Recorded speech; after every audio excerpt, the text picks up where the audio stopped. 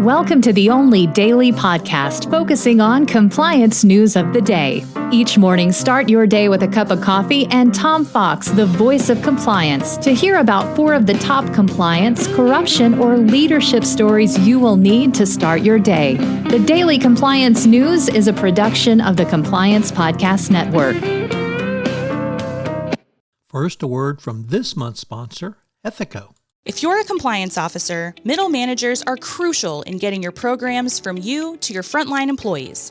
But how do we activate those managers and get them on our side?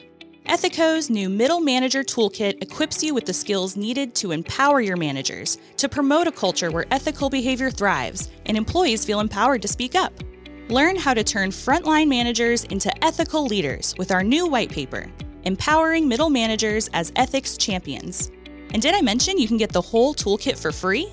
Head to Politico.com to download the full toolkit today.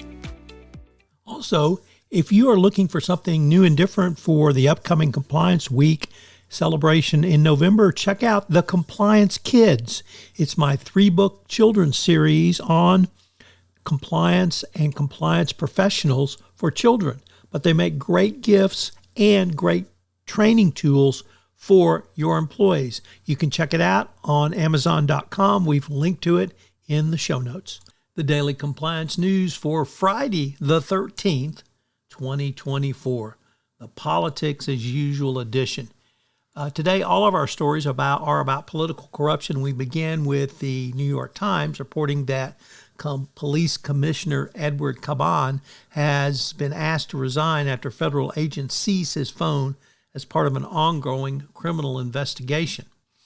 He had created quite a distraction for the NYPD, and his resignation will be effective at the end of day Friday.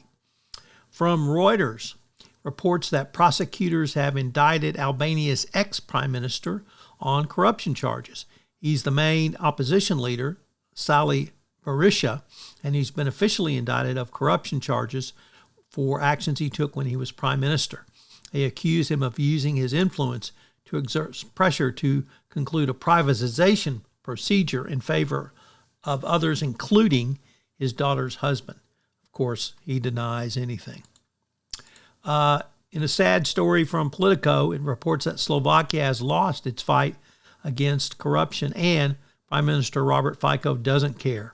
He's presided over the systematic tearing down of the country's ability to tackle corruption. The government has taken several steps this summer to dismantle corruption-fighting institutions, triggering outrage, but no one can seemingly stop it from happening. And finally, from The Guardian, the report of the movie that Israeli Prime Minister Benjamin Netanyahu, or Bibi, attempted to stop. It's called the Bibi Files, and it shows leaked footage of the Israeli Prime Minister. And it is a part of the underlying investigation of Netanyahu for corruption that he has managed to forestall for multiple years now. Netanyahu tried to block the film from being shown, but the Israeli Supreme Court rejected the request. It's seen he denies allegations of bribery and corruption. But the director of the film,